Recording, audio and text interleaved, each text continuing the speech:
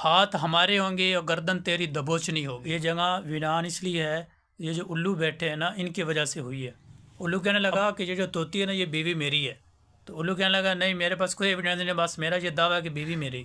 नाज़रीन किराम, एक तोता और एक तोती, वो आपस में मियाँ बीवी थे। वो कहीं जा रहे थे उड़ते हुए, तो रास्ते में ना उन्हें एक वीरान जगह नज़र आई। तो जो तोती थी उसने तोते से पूछा कि ये जगह वीरान क्यों है। तो तोता कहने लगा ये जगह वीरान इसलिए है, ये जो उल्लू बैठे हैं ना, इनकी वजह से हुई है। अब उल्लू नीचे बैठा था, उसने सुन ली बात और उसने जाके तोता और तोती का रास्ता रोक लिया। कहने लगा कि आज तुम मेरे पास आओ, मेरे मेहमान हो, मेरे पास ठहरो। उल्लू जो था तोता और तोते को नीचे ले आया और खाची खातर तवाज़ा कि एक दिन गुजर गया। सुबह हुई, उल्लू तोते से कहने लगा अब तुम जा सकते हो। तोता कहने लगा मतलब? उल्लू कहने लगा कि ये जो तोती है ना, ये बीवी मेरी है। अब वो तोता कहने लगा कि ये कैसे हो सकता है, ना वो तुम्हारी जिन्स है और बीवी वो मेरी है, तुम्हारी बीवी कैसे होगी?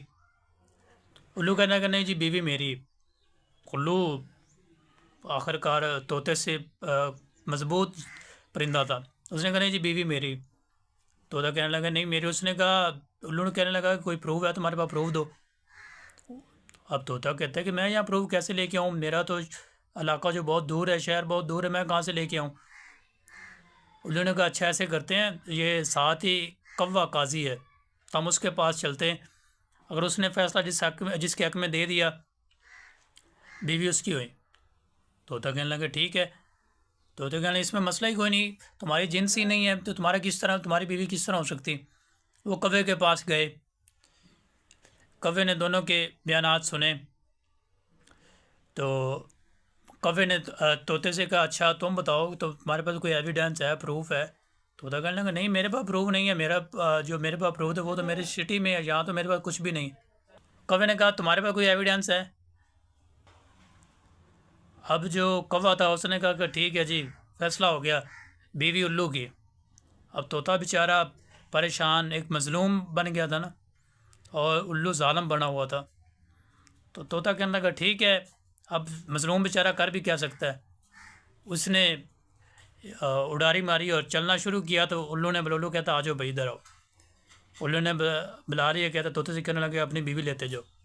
तोता परेशान कि ये क्या है, पहले तुम क्या कह रहे थे, तुमने इतना ड्रामा किया, एक दिन गुजर गया, तुमने मुझे जाने नहीं दिया, यानी कि हम दोनों को जाने नहीं दिया, और सिर्फ कह रहे थे कि मुझे कि तुम चले जाओ।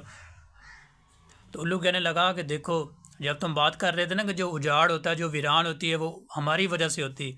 उल्लू ने बहुत बढ़िया बात की, बहुत फ़ायदे की बात की, और ऐसी बात की ना कि आज के जितने भी ये काजी हैं और जो अपने बयानात देने वाले हैं, उनको ज़रा सोचना चाहिए, ज़रा सुनना। तो उल्लू कहने लगा भाई वीरान हमारी वजह से नहीं हुआ, ये खंडरात हमारी वजह से नहीं बने, ये इन काजियों की वजह से बने कि इसने नाइंसाफ़ी की है। इसे पता भी है कि बीवी मेरी नहीं है, हम जिन्स भी नहीं है, तो फिर भी इसने, क्योंकि मैं थोड़ा स्ट्रॉन्ग था, मजबूत था, तो इसने फ़ैसला मेरे हक में दे दिया। इनकी वजह से ये उजाड़ हुई है, जहाँ भी वीरान होता है इनकी वजह से होता है।